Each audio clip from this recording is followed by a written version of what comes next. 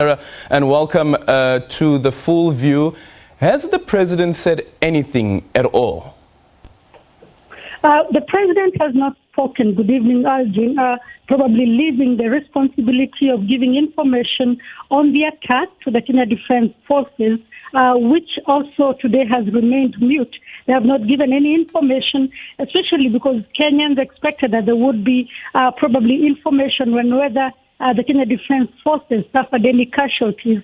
Because by the time we were going to press last night, all we knew was the casualties on the side of the US military. But there has been no statement from the Kenyan Defense Forces or the Kenyan government on whether Kenya suffered any casualties in that attack. Sure, because the only statement that I saw from the Kenya Defense Force was them just confirming this attack, saying this morning around 5:30 a.m. an attempt was made to breach the security at Manda airstrip.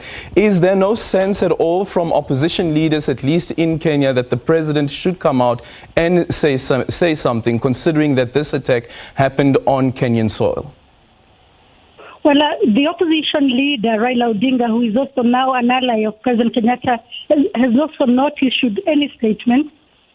The only statement that has come is from politicians in the area who want the Kenya government to withdraw its troops from Somalia, indicating that the continued presence of the Kenya Defense Forces inside Somalia is harming the lives of ordinary Kenyans. Because this morning, what we've seen in the local media is that people who live around Manda Island and people who live around where the attack happened have started fleeing their homes, fearing that there may be reprisals either by the Kenya Defense Forces trying to flush out suspected militants or by the al-Shabab militants, the remnants who may have escaped during yesterday's attack.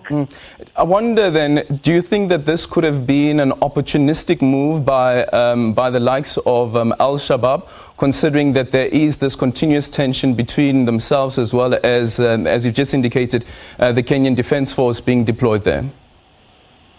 Well, for them, this was a win-win, considering that they were able to hit an area manned by the Kenya Defense Forces and also the U.S. military. Just last week, the military launched an airstrike from that same area into Somalia, killing 4 Somali suspected militants inside Somalia. But for them, it's also a win because just last year, in 2019, there were more than 600 attacks, airstrikes by the U.S. government inside Somalia. And they have increasingly said that most of these attacks, even when they target areas that are believed to be habited by the al-Shabab militants, they end up harming Somali civilians. And so for them, they feel that they are now revenging for the Somali civilians. Indeed, when they released a statement earlier, they said that this had nothing to do with the U.S.-Iran tensions that are heightening following the killing of Soleimani. Has there been any communique at all from the African Union or from the East African bloc?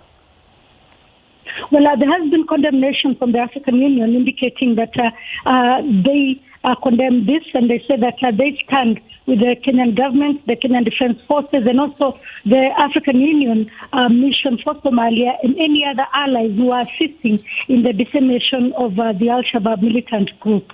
Well, thank you so much, Sarah Kimani, there joining us from Nairobi. I have to say, quite interesting, though, this episode.